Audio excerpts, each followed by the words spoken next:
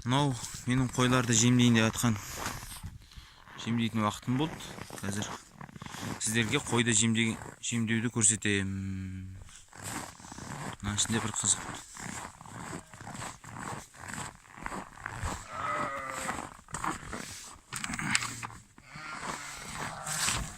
Мына есікті бүйтіп жауып қоямыз. Тартып кішкене жемді бүйтіп қойып қоямыз.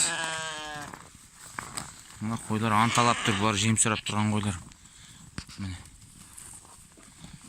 көріп тұрсыздар.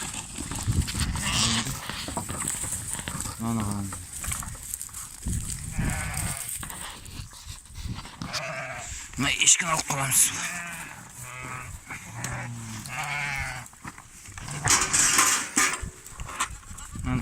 Мына қошқар жүгіріп батқан көріп тұрсыздар.